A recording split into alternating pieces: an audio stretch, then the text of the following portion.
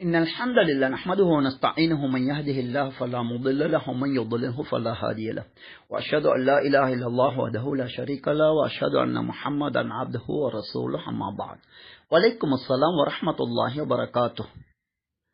இலங்கை கலாநிதி ஒருவர் நரைத்த முடிகளுக்கு சாயமிடுவது பற்றி 13 நிமிடங்களிலே ஒரு ஃபத்வாவை வழங்கியிருக்கின்றார். தமிழில் குர்ஆன் எனும் யூடியூப் தளத்திலே இந்த ஃபத்வா பதிவு செய்யப்பட்டுள்ளது. தலைமுடிக்கு தாடிக்கு கருப்பு சாயம் இடலாமா, கருப்பு சாயம் இடுவது பெரும்பாவமா என தலைப்பிட்டு இந்த ஃபத்வா பதிவு செய்யப்பட்டுள்ளது. சகோதரர் ஒருவர் இந்த பதிவை முன்வைத்து நரைத்த முடி பற்றி இவர் பயன்படுத்துகின்ற ஹதீஸின் சரியான விளக்கம் என்ன என்பதை தெளிவுபடுத்துமாறு கேள்வி தொடுத்திருக்கின்றார். அல்லாஹ்வின் வேதத்தை பின்பற்றியவர் நேர்வழி பெறுவார் என்றும் அதனை கைவிட்டவர் வழிகட்டு விடுவார் என நபி அவர்கள் கூறிய ஹதீஸ் சஹீஹ் முஸ்லிமிலே இறுதி ஹஜ்ஜிலே நபி அவர்கள் கூறியது ஹஜ்ஜுடைய பாடத்தில் உள்ள ஹதீஸிலே பதிவாகி உள்ளது. உல தூய்மையோடு வஹியாகிய அல்லாஹுடைய வேதம் எனும் குர்ஆன் சுன்னாவை பின்பற்றுவதுதான் சுவனம் செல்லுவதற்கு ஒரே வழியாகும். அந்த வகையில் இந்த நோக்கம் கொண்ட முஸ்லிம்களுக்கு இந்த நரைத்த முடி பற்றி அந்த ஹதீஸின் சரியான விளக்கத்தை அது பற்றிய ஹதீஸ்களை முதலிலே சுருக்கமாக கூறிவிடுகின்றோம். சஹீஹ் முஸ்லிமிலே 37வது பாடத்தின் 25வது தலைப்பின் கீழ் இருக்கின்ற இந்த ஹதீஸ் சஹீஹ் புகாரியிலே 5899வது இலக்கத்தில் காணப்படுகின்றது. நரைத்த முடி பற்றி அடிப்படை ஹதீஸ் இந்த ஹதீஸ் காணப்படுகின்றது. இன்னல் யஹூத வன் நஸாரா லா யஸ்புகூன் ஃபஹாலிஃபூஹும், யூத கிறிஸ்தவர்கள் முடி நரைத்து விட்டால் அதற்கு சாயமிட மாட்டார்கள், எனவே அவர்களுக்கு நீங்கள் மாறு செய்யுங்கள் என்று இந்த விடயத்தின் அடிப்படையை கூறினார்கள். நரைத்த முடியை ஒருவர் அப்படியே வைத்திருக்கின்றார் என்றால் அவர் யூத கிறிஸ்தவர்களை போன்று தோற்றமளிக்கின்றார். யூத கிறிஸ்தவர்களுக்கு எப்போதுமே நாம் மாறு செய்ய வேண்டும், எனவே அதற்கு சாயமிட்டு அதன் நிறத்தை மாற்றிக்கொள்ளுங்கள் என நபி அவர்கள் தெளிவாக கூறிவிட்டார்கள். இவ்வாறு மக்கா வெற்றியின் போது அபூபக்கர் ரலியல்லாஹு அன்ஹு அவர்களுடைய தந்தை வந்து இஸ்லாத்தை ஏற்றுக்கொள்ளுகின்றார். அவருடைய தலைமுடியும் தாடி முடியும் வெள்ளை வெளேர் என்று இருந்தது. இஸ்லாத்தை ஏற்றதன் பிறகு நபி அவர்கள் அந்த மனிதரை சுட்டிக்காட்டி கூறுகின்றார்கள், கையிரு ஹாதா பிஷைஇன், இவருடைய இந்த நரைத்த முடிகள் ஏதேனும் ஒன்றை கொண்டு இதனை மாற்றுங்கள், வஜ்தனிபுஸ் சவாத, கருப்பை தவிர்ந்து கொள்ளுங்கள் என கூறினார்கள். அதாவது இந்த முடியின் நிறத்தை மாற்றுங்கள், யூத கிறிஸ்தவர்களுக்கு மாறு செய்ய வேண்டும் என்பதன் அடிப்படையில். அதே நேரத்தில் எந்த நிறத்தை நீங்கள் பயன்படுத்தினாலும் கருப்பை தவிர்த்துக் கொள்ளுங்கள் என கூறினார்கள். சஹீஹ் முஸ்லிமின் இந்த அறிவிப்பிலே இதனை அறிவிக்கின்றவர்களில் ஒருவர், கருப்பை தவிர்த்துக் கொள்ளுங்கள் என என்னிடம் கூறப்படவில்லை என்று மறுதளிக்கின்றார். இப்போதுதான் சந்தேகம் ஏற்படுகின்றது. நரைத்த முடிகளுக்கு சாயம் இடுவது என்பது கருப்பை தவிர்க்க வேண்டும் என்பது கிடையாது என ஒரு சிலர் அறிஞர்களாக இருக்கின்ற நிலையிலும் தவறாக கருதி விடுகின்றார்கள். இதே விடயம் சஹீஹான அறிவிப்பாக முஸ்னத் அஹ்மத் உட்பட வேறு அறிவிப்பாளர் வரிசையில் நபியிடம் இருந்து அறிவிக்கின்ற வேறு ஒரு நபித்தோழர் மூலமாக, அதே போன்று இதனை உண்மைப்படுத்துகின்ற வேறு ஹதீஸ்கள் இருப்பதை ஒரு சிலர் கவனிக்க தவறி இந்த ஆலிம் போன்று கருப்பையும் பயன்படுத்தலாம் என்ற மிக மோசமான ஃபத்வாவை வழங்கி இருக்கின்றார்கள். முஸ்னத் அஹ்மதிலே எம்மிடம் இருக்கும் மென்பொருளிலே 12635வது இலக்கத்திலே அனஸ் பின் மாலிக் ரலியல்லாஹு அன்ஹு அவர்கள் வாயிலாக இது பற்றிய சஹீஹான ஹதீஸ் காணப்படுகின்றது. இதே சம்பவத்தில் கையிருஹுமா வஜன்னிபூஹு ஸவாத், அந்த தலைமுடி தாடிமுடி இரண்டையும் நீங்கள் நிறத்தை மாற்றுங்கள், கருப்பை தவிர்ந்து கொள்ளுங்கள் நபி அவர்கள் கூறிய சஹீஹான ரிவாயத் காணப்படுகின்றது. எனவே நரைத்த முடிகளுக்கு அதனை வெண்மையாக வைத்திருப்பது என்பது யூத கிறிஸ்தவர்களது செயல். முஸ்லிம்கள் அப்படி இருக்கக்கூடாது. ஏதேனும் ஒரு நிறத்தை கொண்டு அதன் நிறத்தை மாற்ற வேண்டும். அதே நேரம் கருப்பை நாம் தவிர்ந்து கொள்ள வேண்டும். கருப்பை யாராவது பயன்படுத்தினால் என்ன விளைவு ஏற்படும்? முஸ்னத் அஹ்மதிலே பதிவாகியுள்ள சஹீஹான ஹதீஸ் 2470 என எம்மிடம் இருக்கும் மென்பொருளிலே இலக்கமிடப்பட்டுள்ளது. பிற்காலத்திலே ஒரு கூட்டம் தோன்றுவார்கள், கருப்பு நிறத்தை கொண்டு சாயமிடுவார்கள். லா யரீஹூன ராயிஹத்தல் ஜன்னா, அவர்கள் சுவனத்தின் வாடையை கூட நுகர மாட்டார்கள் என்பது வஹி மூலம் ஃபத்வா வழங்கக்கூடிய இறுதி தூதரின் சஹீஹான ஹதீஸ் ஆகும். எனவே கருப்பு சாயமிடுவதென்பது எவ்வளவு பாரதூரமானது என்பதை நீங்களே புரிந்து கொள்ளுங்கள்.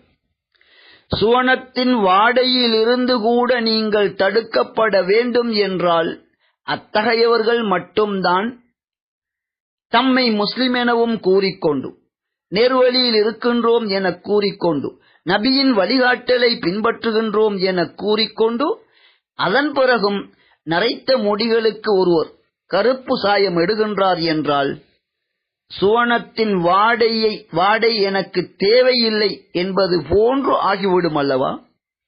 அல்லாஹ்வை அஞ்சி நீதமாக சிந்தித்து தெளிவான முடிவை பெற்றுக் கொள்ளுங்கள். ஆகவே சுருக்கம், நரைத்த முடிகள் பற்றிய இஸ்லாமிய வழிகாட்டல். கண்டிப்பாக ஆணாக இருந்தாலும் பெண்ணாக இருந்தாலும் முடிகள் நரைத்து விட்டால் அது தலைமுடியாக இருக்கலாம், தாடி முடியாக இருக்கலாம். அதன் நிறத்தை மாற்றுவதன் மூலம் யூத கிறிஸ்தவர்களுக்கு மாறு செய்ய வேண்டும். அப்படியே வெண்மையாக வைத்து யூத கிறிஸ்தவர்களை போன்று வாழக்கூடாது. உங்களுக்கு வசதியாக ஏதேனும் ஒரு நிறத்தை கொண்டு அதனை மாற்றலாம். ஆனால் கருப்பை மட்டும் நீங்கள் தவிர்த்துக் கொள்ள வேண்டும். கருப்பை பயன்படுத்துவதால் என்ன விளைவு ஏற்படும் என்றால் சுவனத்தின் வாடையை கூட நீங்கள் நுகர முடியாத ஒரு நிலை ஏற்படும். இதுதான் நரைத்த முடி பற்றிய இஸ்லாமிய சரியான தீர்ப்பாகும். இப்போது இந்த இலங்கை கலாநிதி வழங்கி இருக்கின்ற இந்த ஃபத்வா பற்றியும் கண்டிப்பாக ஒரு விளக்கம் நாம் கூற வேண்டும். ஏனென்றால் இங்கே முன்வைக்கப்பட்ட ஹதீஸ்கள் அவை சஹீஹானதல்ல என்ற ஒரு சந்தேகத்தை இவர் ஏற்படுத்தி இருக்கின்றார். அதாவது கருப்பு நிறத்தை தவிர்க்க வேண்டும் என்பது சஹீஹான ஹதீஸிற்கு முரணான ஷாதான அறிவிப்பு என்ற ஒரு கருத்தை வெளிப்படுத்தி இருக்கின்றார். உண்மை அதுதானா? நிச்சயமாக கிடையாது. சஹீஹ் முஸ்லிமின் அறிவிப்பிலே அதனை அறிவிக்கின்ற ஒரு அறிவிப்பாளர் என்னிடம் இந்த வார்த்தை கூறப்படவில்லை என கூறியிருந்தாலும் சஹீஹான வேறு நபித்தோழர்கள் இதே சம்பவத்தில் அறிவிக்கின்ற அறிவிப்பு காணப்படுகின்றது. அதனை நாம் மேலே எடுத்து கூறியிருக்கின்றோம். அதேபோன்று மற்றொரு ஹதீஸான, அதாவது கருப்பு சாயமிடுகின்றவர்கள் சுவனத்தின் வாடையை கூட நுகர மாட்டார்கள் என்பது, இது ஒரு பலவீனமான செய்தி எனும் கருத்து இருக்கின்றது என்ற ஒரு நச்சு கருத்து இந்த ஃபத்வாவிலே தூவப்பட்டுள்ளது. யாரோ சொன்னதை அப்படியே எடுத்து கூறுவது, சரிவிலை ஆய்வு செய்யாமல் கூறுவது என்பது ஒரு முறையான ஆலிமுக்கு பொருத்தமானதல்ல. நபியின் செய்திகளில் சரிவிலையை ஆய்வு செய்ய முடியாத ஒருவர் ஆலிமே கிடையாது என்று இமாம் அஹ்மத் இப்னு ஹம்பல் கூறுகின்றார்கள். எப்படியோ கருப்பு சாயத்தை பயன்படுத்துகின்றவர்கள் சுவனத்தின் வாடையை நுகர முடியாது, அவர்களுக்கு கிடைக்காது என்ற ஹதீஸ் இது சஹீஹானது என்பதற்கு சமகாலத்தில் வாழ்ந்து மறைந்த ஹதீஸ்களை அறிஞர்கள், மத்திய காலத்தில் வாழ்ந்து மறைந்த ஹதீஸ்களை அறிஞர்கள், இதுபோன்று பல்வேறு ஹதீஸ்களை அறிஞர்கள் இந்த ஹதீஸ் சஹீஹானது என்பதை உத்தரவாதப்படுத்தி இருக்கின்றார்கள். அல்லாஹ்வின் அருளை கொண்டு நாமும் அதனை அலசிய போது அது சஹீஹான ரிவாயத் என்பதில் எந்த சந்தேகமும் கிடையாது. இந்த கலாநிதி உட்பட உலகிலே வாழுகின்ற எந்த ஒரு ஆலிமாவது இங்கே நாம் சொன்ன ஹதீஸ்களிலே இது பலவீனமானது என்ற சந்தேகம் அவர்களுக்கு இருந்தால் அது சஹீஹானது என்பதை அந்த உலமாக்களுக்கு முன்னால் நாம் நிரூபிப்பதற்கு தயாராக இருக்கின்றோம். அத்தகைய சந்திப்பிற்கு இந்த உலமாக்கள் தயாரா என்பது பணிவான எமது கேள்வியாகும். எனவே ஒட்டுமொத்தத்தில் சஹீஹான ஹதீஸிலே தவறான புரிதலின் காரணமாக ஏற்படுத்தப்படுகின்ற சந்தேகத்தை முன்வைத்து நபியின் ஃபத்துவா இங்கு மறுதலிக்கப்பட்டுள்ளது. அது மிக பிழையானதாகும். அடுத்த ஒரு முக்கியமான வழிகேடான ஒரு விடயம் இந்த ஆலிமுடைய ஃபத்துவாவிலே கடைபிடிக்கப்பட்டுள்ளது. அது என்ன கூறுகின்றார் என்றால், இந்த நரைத்த முடிக்கான சட்டம் என்ற விடயத்திலே ஏகோபித்த முடிவு இருப்பது போன்று இதனை மக்கள் மீது திணிக்க முயற்சிக்கின்றார்கள் என்ற ஒரு பலமான குற்றச்சாட்டை இந்த கலாநிதி முன்வைத்திருக்கின்றார். இந்த கலாநிதியை நோக்கி பணிவாக, அன்போடு, அல்லாஹுடைய அச்சத்துடன் நாம் தொடுக்கின்ற கேள்வி, குர்ஆன் சுன்னாவின் ஃபத்வாக்களிலே பின்னால் வந்த உலமாக்கள் இஜ்மா என்ற ஏகோபித்து இருந்தால்தான் அதனை பின்பற்ற வேண்டுமா, அல்லது சஹீஹான ஹதீஸ் என்று வந்துவிட்டால் அதனை பின்பற்ற வேண்டுமா? இறுதி ஹஜ்ஜிலே நபி அவர்கள் கூறினார்கள், அல்லாஹ்வின் வேதத்தை பற்றி பிடிப்பவன் நேர்வழி அடைந்து விடுவான், அதனை கைவிட்டவன் வழிகட்டு விடுவான் என நபி அவர்கள் கூறினார்கள். அப்படி என்றால் அல்லாஹுடைய வேதம் என்பது நபியின் மரணத்திற்கு பிறகு உலமாக்கள் ஒன்றுபட்டு கூறினார்கள் என்பது அல்லாஹுடைய வேதமா? உலமாக்கள் ஒன்றுபட்டு கூறினார்கள் என கூறி மிக அதிகமாக மக்கள் ஏமாற்றப்படுகின்றார்கள் என்ற கருத்தை சலவித்துவம் பேசுகின்ற உங்களுடைய முக்கிய அறிஞர் இமாம் இப்னு தைமியா அவர்கள் பதிவு செய்திருப்பதை நீங்கள் இதுவரை படிக்கவில்லையா? அதுதான் உண்மை என சட்டக்கலையிலே அறிஞர்கள் பேசுகின்ற போது இஜ்மா இஜ்மா இஜ்மா என குறிப்பிடுகின்றார்கள். அடுத்த வரியிலே அதனை எதிர்த்து கருத்து கூறிய உலமாக்களின் ஃபத்வாவையும் குறிப்பிடுகின்றார்கள். அப்படி என்றால் இஜ்மா என்பது உண்மையானதா?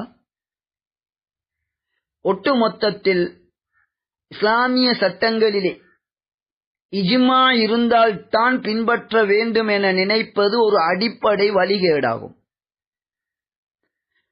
199 சட்டங்களை எடுத்தால் அவற்றிலே முரண்பாடுகள் தான் இருக்கின்றதே ஒழிய இஜ்மா கிடையாது. அதே நேரத்தில் இஜ்மா என்பது உலமாக்கள் ஒன்று கூடி சொன்னால் தான் அதனை பின்பற்ற வேண்டும் என்பதை இந்த விடயத்தில் மிகச் சரியாக கூறியுள்ள இமாம் ஷாஃபிஈ போன்றவர்கள் மிக தெளிவாக கூறுகின்றார்கள். அந்த இமாம் தான் சட்டக்கலையின் விதிகளை முதலிலே குர்ஆன் சுன்னாவிற்கு ஏற்ப தொகுத்த ஒரு அறிஞராகவும் அவர்கள் இருக்கின்றார்கள். சஹீஹான ஹதீஸ் வந்துவிட்டால் அதனை பின்னால் வந்தவர்கள் உறுதிப்படுத்த வேண்டும் என நான் எதிர்பார்த்திருக்க மாட்டேன், ஹதீஸைத்தான் பின்பற்றுவேன் என்பதை இமாம் ஷாஃபிஈ அவர்கள் திட்டத் தெளிவாக கூறியிருக்கின்றார்கள். நேர்வழியில் நடக்கின்ற முஸ்லிம்கள் அப்படித்தான் நடக்க வேண்டும். அதனைத்தான் அல்லாஹ்வும் தூதரும் கூறியிருக்கின்றார்கள்.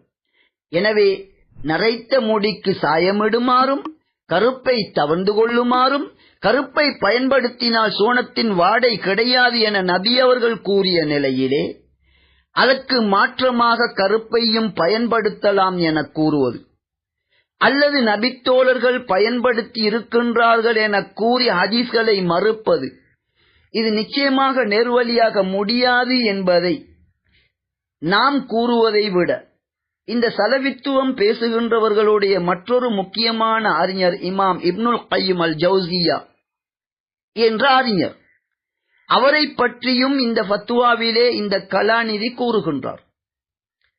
சஹாபாக்கள் இப்படி கருப்பு சாயம் பூசினார்கள் என்ற விடயம் பற்றி இந்த இப்னுல் கையிம் என்ற அறிஞர் என்ன கூறுகின்றார்?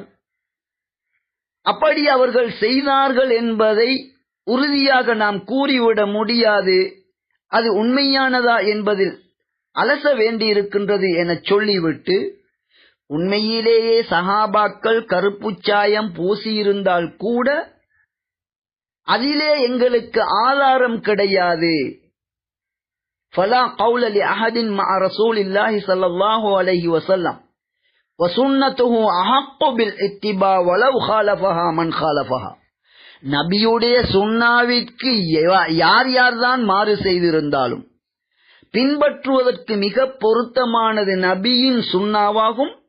நபியின் கூற்று இருக்கும் போது அங்கே வேறு ஒருவருக்கு கூற்று கூறக்கூடிய அதிகாரம் கிடையாது என்பதை மிக தெளிவாக இந்த ஆலிமுடைய முன்னோடிகளில் ஒருவரான இமாம் இப்னுல் கையிம் அல் ஜௌசியா மிக தெளிவாக எழுதியிருக்கின்றார்.